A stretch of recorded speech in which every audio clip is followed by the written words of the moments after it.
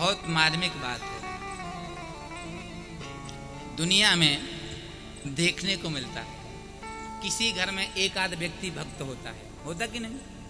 ज्यादा से ज्यादा 2, 3, 4। लेकिन धन्य है पांडव जिनका पूरा का पूरा खानदान भगवान का भक्त है, और एक से बढ़कर एक।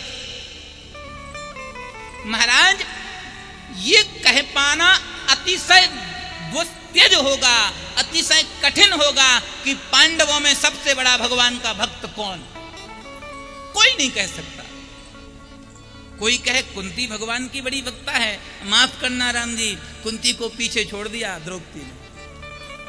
कुंती भगवान को बुलाती थी बार बार, तब कभी भगवान आते थे, लेकिन धन्य है द्रौपदी, एक बार कह दिया श्री कृष्ण द्वारिका वासिन कृष्ण गोपी जन प्रिया कौरवई परिभूताना किम न जानसि केसर। एक क्षण नहीं लगा, दौड़ा आ गया। अब बताओ कौन बड़ा भक्त है?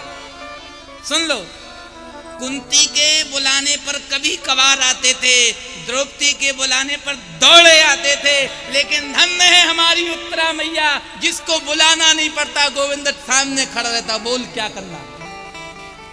कौन पांडवों के बारे में कह सकता राम जी? भीम दादा वाणी से भगवान का नाम लेते हैं तो अर्जुन के रोहों से भगवान का नाम निकलता है। आप परीक्षित को सामान्य भक्त समझते हो, अरे क्या कहें भैया, दुनिया का संबंध, पांडवों का संबंध भगवान से क्या था? भाई का। और कैसे भाई थे? सगे मामा फुआ के। तो मामा फुआ के संबंध में थोड़ा अंतर होता है, और एक पेट में दोनों जो निकलते हो उनका संबंध कैसा होता है? तो भगवान श्री कृष्ण और परीक्षित जी एक पेट के भाई हैं। अभी सुनना, जिस पेट में परीक्षित जी हैं उसी पेट में भगवान पहुंच गए। अद्भुत पांडव वंश। तो सूत जी कहते हैं, महात्माओं, मैं तुमको ऐसी कथा सुनाता हूं जहां से श्री कृष्ण की कथा का उदय होगा। बहुत सुंदर।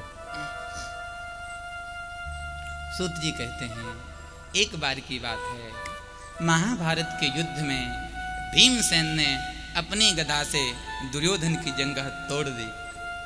आज दुर्योधन पड़ा पड़ा कहा रहा है। अश्वत्थामा आया, मित्र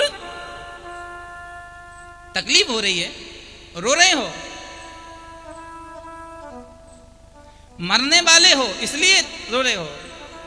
दुर्योधन बोला, नहीं मित्र, मुझे इस बात की तकलीफ नहीं है कि मैं मर जाऊंगा, फिर तकलीफ किस बात की है? मित्र, मुझे तकलीफ इस बात की है कि हम 100 थे, 100 में से एक नहीं बचे, और पांडव 5 थे, 5 में से एक नहीं मरे। दुष्ट मरते दम तक